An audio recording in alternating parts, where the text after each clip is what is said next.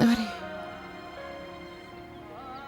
بعد از اون بعد از اون چی؟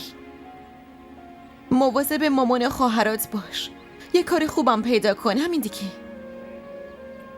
پس آخه تو گیتی؟ منو فراموش کن. طلاقم بده و با نارین ازدواج کن. اینجوری رهنه و جمشیدم میتونن ازدواج کنن.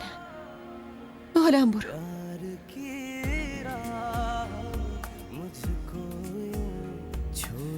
یکی داره میاد. برو دیگه. برو.